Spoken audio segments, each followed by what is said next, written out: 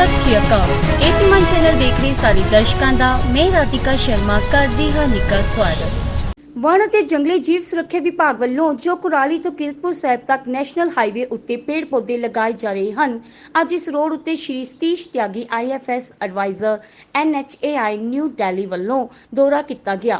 इस मौके Kuldeep Singh लोमिस, Balvir Singh DFO RTD NHAI, गुर अमनप्रीत सिंह DFO रोपड़ मौजूद सन। आओ ਵਧੇਰੇ ਜਾਣਕਾਰੀ देखने ਲਈ बने रहो साडे एतिमान चैनल ਦੇ ਨਾਲ। सत श्री अकाल जी, मैं तुहाडा गिप्पी कांगड़ा ते तुसी देख रहे हो तुहाडा अपना एतिमान चैनल। ते असी अज आ पहुंचे हाँ कुराली तो किरतपुर साहब रोड ते, जिथे कि तुसी देख सकते हो नैशनल हाईवे ग्रीन मिशन ਅਤੇ जंगली जीव सुरक्षा विभाग ਵੱਲੋਂ जो अज बहुत ही वधिया उपराला किया गया है, जो कि कुराली तो लैके किरतपुर साहब तक बूटे लगाए गए ने। इन्हां दा बहुत ही वधिया उपराला है। सो आओ करते हाँ इन्हां दे नाल कुछ गल्लां ते लैने हैं इन्हां तो अगे दी डिटेल ते अगे दी सारी अपडेट देखण दे लई बने रहो साडे एतिमान चैनल दे नाल।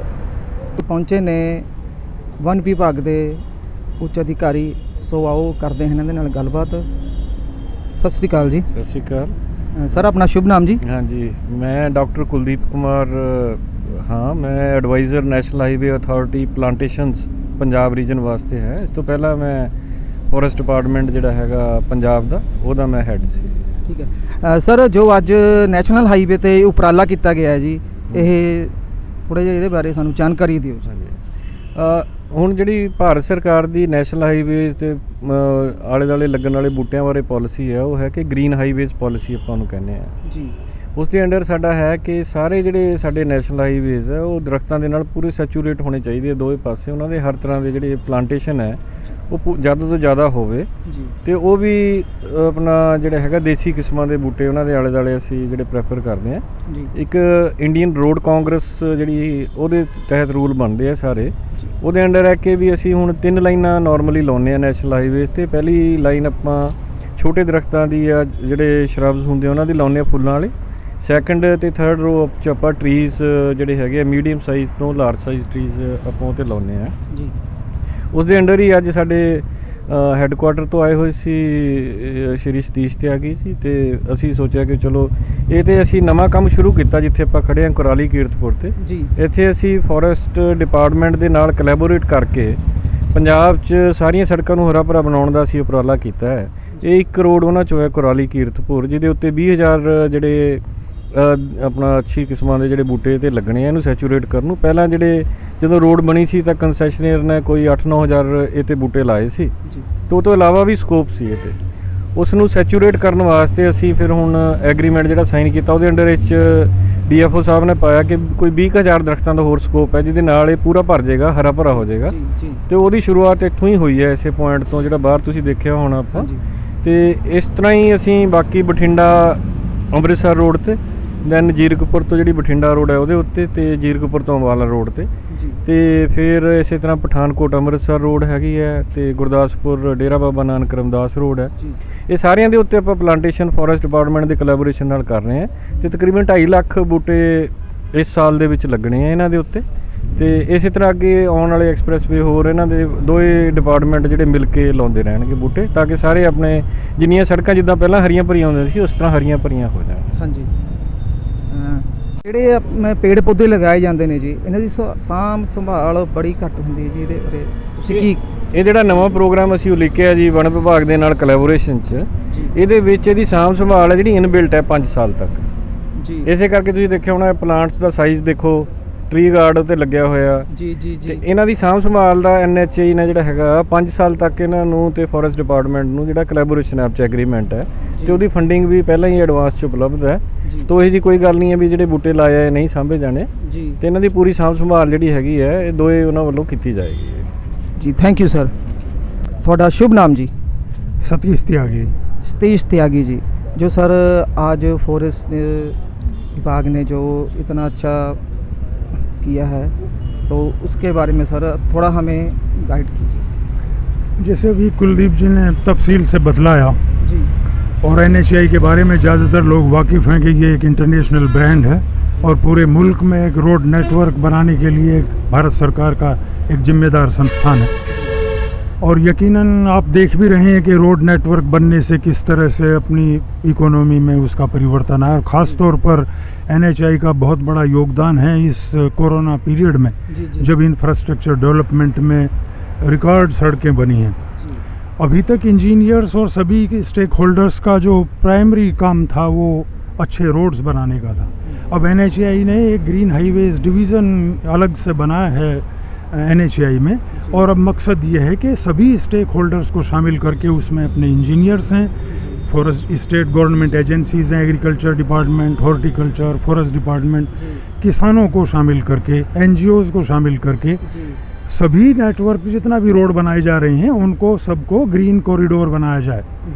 प्राकृतिक सौंदर्य लगेगा, लोगों को छांव मिलेगी, ड्राइवर को राहत मिलेगी, सुकून मिलेगा, एक्सीडेंट कम होंगे, अच्छा रोड नेटवर्क है ही, उसके साथ में लोगों की माली हालत सुधरेगी। इस सारा का एक बहुत बड़ा आयाम लेकर के रोड नेटवर्क को बनाने का मकसद सरकार का है।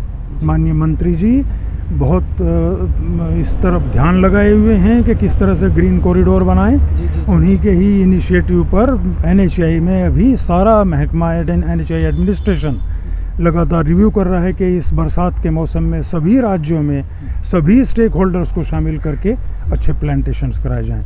बहुत जल्दी 2-3 साल में इसका बहुत अच्छा प्रभाव अपनी प्रकृति पर दिखेगा।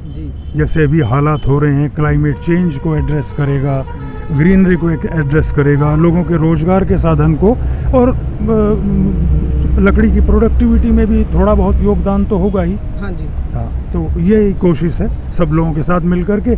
यहाँ पर फॉरेस्ट डिपार्टमेंट के प्लांटेशंस देखे, कल कुछ जो कंसेशनर्स हैं, कॉन्ट्रैक्टर्स हैं, उनके प्लांटेशन देखे। यकीनन लोगों में एक बहुत उत्साह है, बड़ा अच्छा प्लांटेशन कर रहे हैं।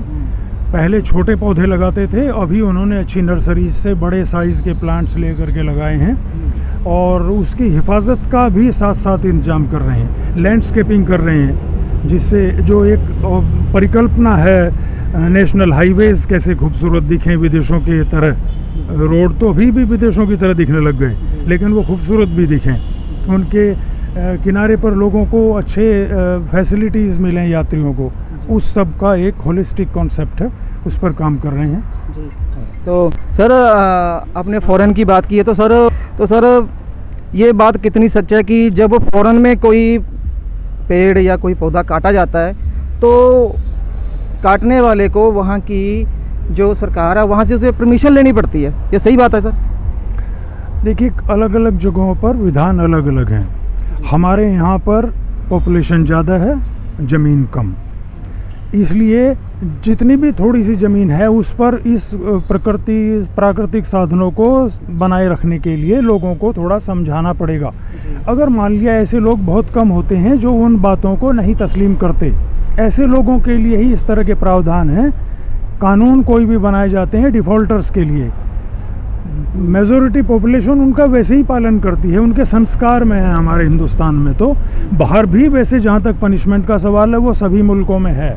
ऐसा कुछ नहीं है कि हमारे यहाँ ही लोगों को पनिशमेंट देने के लिए ऐसी व्यवस्था है, सब जगह है, और हमारे यहाँ इसका बहुत कम इस्तेमाल होता है। लोग जानते हैं, प्रकृति की पूजा करते हैं, बहुत कम ज़रूरत पड़ती है। और सर पौधे कौन कौन से पौधे लगाए हैं आज हमने? अच्छा, आज तो हमने फ्लावरिंग प्लांट्स लगाए हैं, क्योंकि हमारी अभी प्लांटेशंस जो रोड साइड के किनारे पर, उसका एक पैटर्न है। मीडियन जो रोड के बीच का हिस्सा रहता है उसमें छोटे पौधे लगाए जाते हैं, बड़े ट्रीज़ नहीं लगाते फ्लावर देने वाले।